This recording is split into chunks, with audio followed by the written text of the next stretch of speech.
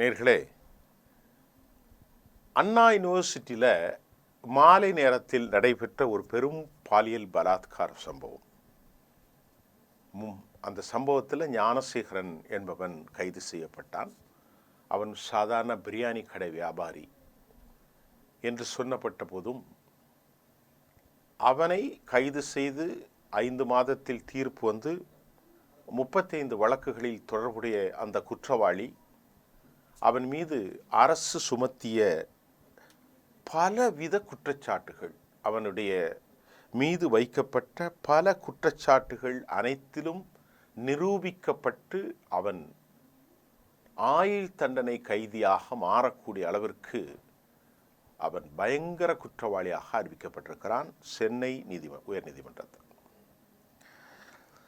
பாலியல் வன்கொடுமை, அது மட்டும் இல்லாமல் அவன் மீது பதிவு செய்யப்பட்ட குற்றங்கள் பாலியல் வன்கொடுமை, ஆதாரங்களை அளித்தல், சட்ட விரோதமாக பெண்களை கட்டுப்பாட்டுக்குள் வைப்பதற்கு முயற்சித்தான், பெண்களை நிர்வாணப்படுத்துதல், அவன் மீது போட சட்டங்களை பாருங்கள், மிரட்டல், அந்தரங்க புகைப்படங்களை எடுத்து அவளுடைய உயிருக்கு ஆபத்தை ஏற்படுத்தும் வகையில் மிரட்டினான், பெண் மீது வன்கொடுமை செய்தான் என்று பிஎன்எஸ்எஸ் சட்டத்தில் 12 பிரிவுகளில் அவன் மீது வழக்கு போட்டு 11இல் அவன் குற்றவாளியாக ஆகி 29 விட்னஸ்கள், போலீஸ் தரப்பில் 75 சான்றுகள் அவ்வளவும் கொடுத்து அவன் குற்றவாளியாக அந்த பிரியாணி கடைக்காரன் மாறிட்டான். இப்போ அவன் மீது 100 பக்க குற்றப்பத்திரிகைகளை தாக்கல் செய்யப்பட்டது. மிக குறைந்த நாட்களில் 5 மாதங்களில் இந்த தீர்ப்பு வந்திருந்தது. ஜூன் 2ஆம் தேதி அவனுக்கான தண்டனை வெளியாகக்கூடிய சூழ்நிலையில் திமுகவினுடைய தலைவர் திரு ஸ்டாலின் என்ன சொன்னார்னா, காவல்துறையை பாராட்டினார். அவர் சொல்றார், ஸ்டாலின், எந்த குற்றவாளிகளும் தப்பிவிடக்கூடாது, மலிவான எதிர்க்கட்சிகளின் எண்ணத்தை தவிடுபடியாக்கி இருக்கிறோம், இதில் வச்சு பலர் அரசியல் செய்கிறான், சட்டத்தின் நீதியும் பெண்கள் பாதுகாப்பையும் என்னாலும் உறுதி செய்ய வேண்டும் என்று ஸ்டாலின் சொல்லிட்டார். இப்போ என்னன்னா, பொது ஊடகத்தில் டாக்டர் தமிழிசை போன்றவர்கள், இன்னும் பல எதிர்க்கட்சி தலைவர்கள், எடப்பாடி போன்றவர்கள் எல்லாம் வைக்கிற கேள்வி என்னன்னா, இவன் மட்டும்தானா, இவனுக்கு பின்னாடி இருக்கக்கூடிய சர்வ வல்லமை அதிகாரம் படைத்தவர்களை திமுக தப்பி விட்டுச்சு அப்படின்னு சொல்றாங்க. இதுதான் இப்போ ஒரு பெரிய பிரச்சனையாக இருக்கிறது. உண்மையிலேயே இவர் யாரை காப்பாற்றியது, இவனை தப்ப வச்சது அப்படின்ற கேள்வி வருது. கோர்ட்டில் அரசு கொடுக்கக்கூடிய ப்ராசிக்யூஷன் தரப்பில் கொடுக்கிற ஆதாரங்கள், விசாரணைகள், அந்த வளையத்தின் அடிப்படையில் தான் தீர்ப்புகள் நிர்ணயிக்கப்படும். சான்றுகளின் அடிப்படையில் தான் கோர்ட் வைக்குமே தெரிய இன்டென்ஷனாக மனரீதியாக நீதிபதி ஒன்று சொல்ல முடியாது. சந்தர்ப்பங்கள், சூழ்நிலைகள், சாட்சிகள், விட்னஸுகள், போலீஸின் மூலமாக வைக்கப்படுகிற குற்றச்சாட்டுகள், அவன் கொடுத்த வாக்குறுதிகள், இதெல்லாம் வச்சு தான் சொல்லுவாங்க. அவன் கைது செய்யப்பட்டது பிறல் சாட்சியா, இல்லது இவன் செய்ததற்கு நேரடியாக கண்ணவன் சாட்சியா, அவனுடைய வாக்குறுதி, காவல்துறையினுடைய விசாரணையில் அவன் வெளியே கொண்டு வந்த செய்திகள், இவனுக்கு எதிராக சாட்சிகள், ஆவணப்படுத்துதல், சட்ட பிரிவுகள், எல்லாவற்றையும் வைத்து தீர்ப்பு வழங்குவாங்க கண்ணியத்துக்குரிய நீதிபதிகள். ஆனால் நீதிபதி வழங்கிட்டாங்க இவன் குற்றவாளின்னு. ஆனால் இப்போ எதிர்க்கட்சிகள் டாக்டர் தமிழிசை, எடப்பாடி போன்றவர்கள், குஷ்பு போன்றவர்கள், அண்ணாமலை, இப்படி ஏராளமான பேர் கேட்கின்ற கேள்வி, ஞானசேகரனை காப்பாற்றியது ஏன்? ஞானசேகரன் மட்டும் அல்ல, அவன் சர்வ வல்லமை கொண்ட ஒருவனாக அவன் இருக்கிறான். திமுகவோடு, பிரபலங்களோடு அவன் இருந்த புகைப்படம் ஒன்றும் வெளியாகி இருக்கிறது. குடியேற்றிய வழக்கு சம்பவங்களும் எத்தனாவது செக்ஷனில் இருந்திருக்கான். அப்போ யூனிவர்சிட்டிக்குள்ள பிரதானமான இருதய பகுதியான சென்னையில், கிண்டியிலே இருக்கக்கூடிய 500க்கும் மேற்பட்ட கல்லூரிகளை, பொறியியற் கல்லூரியுடைய தலைமை பீடமாக இருக்கும் அண்ணா யூனிவர்சிட்டி கேம்பஸ்குள்ள அவன் போனான். அவன் போனது மட்டுமில்லை, அவனுக்கு பல போலீஸாரும் இதில் சிக்கி இருக்கிறதாக சொல்லப்படுகிறது.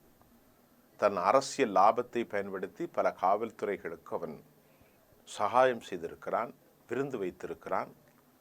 அப்போ இப்படிப்பட்ட ஒரு பொறுக்கி ரவுடிக்கு பின்னால் மிகப்பெரிய அரசியல் அதிகாரம் இருக்கிறது என்பதை திமுக மறைத்திருக்கிறது என எதிர்க்கட்சிகள் வைத்திருக்கிறார்கள். அது எங்களுக்கு புரியவில்லை.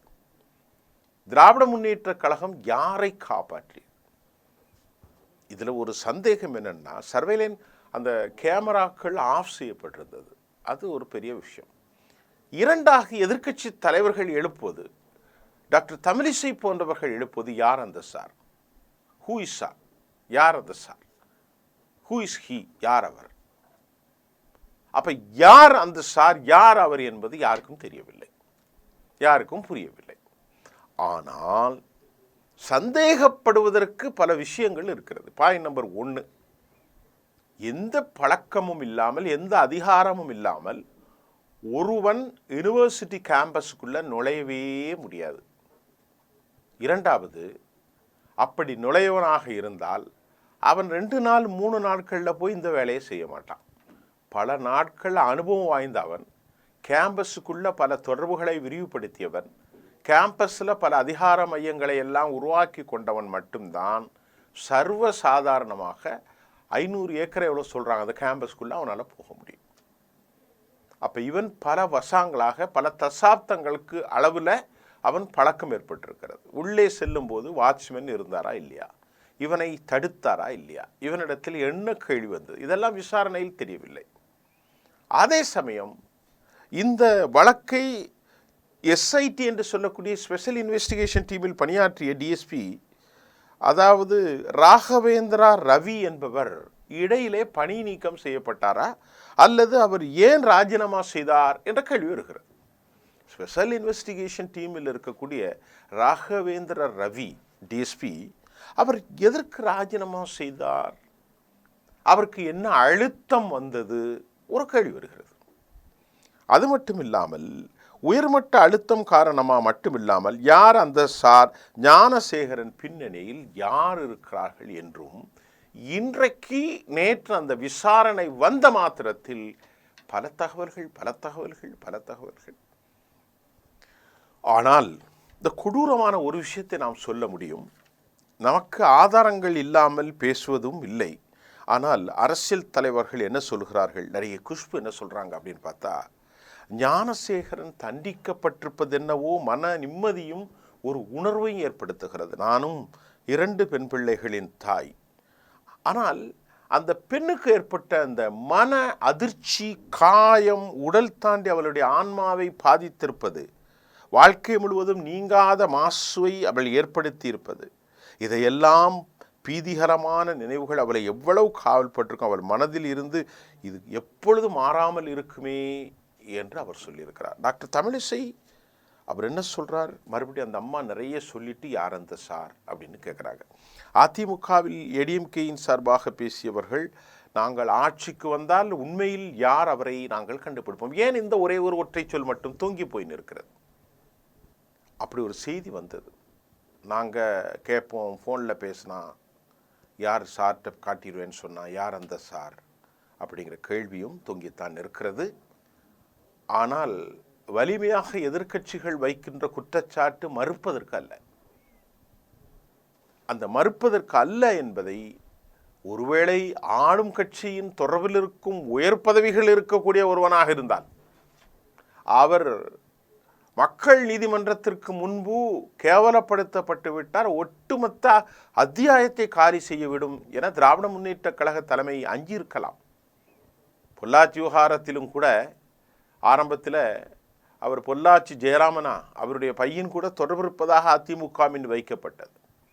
அதில் பரஸ்பரம் அரசியல் தலைவர்கள் மோதிக்கொள்வதை தாங்கி இந்த பெண் போன்று பல பாலியல் பலாத்காரங்கள் சென்னையில் இன்னைக்கு மிக மோசமாக இருக்கிறது. எல்லா இடத்திலும் பெண்கள் கேவலப்படுத்தப்படுறாங்க.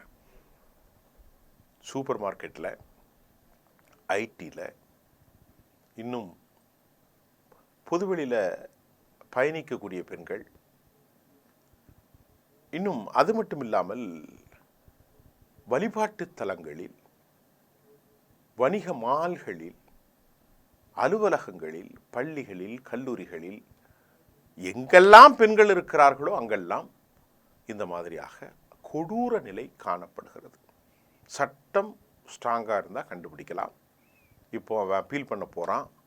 ஆனால் இவனை நாங்கள் கண்டுபிடித்து மீண்டும் உண்மையை கொண்டு வந்து அவர்களை வீதிக்கு வருவோம் என எதிர்க்கட்சிகள் சொல்லியிருக்கிறார்கள். நம்பகத்தன்மை என்ன தெரியவில்லை. ஆனால் ஒரு விஷயம் மட்டும் அரசியல் தலைவர்களுக்கும் அதிகாரிகளுக்கும் ரவுடிகளுக்கும் பெரும் வரப்பிரசாதம். காலம் அவர்களை மறக்கடிக்க செய்கின்றது. இந்த பிரச்சனை இன்றைக்கி தான் பேசுவோம், 6 மாதம் கழித்து மறந்தே போயிடும். இதுதான் அவர்களுக்கு ஏற்பட்ட வரப்பிரசாதம். இதுதான் இந்த செய்தியை பற்றிய நம்முடைய பார்வையாக இருக்கிறது. நன்றி.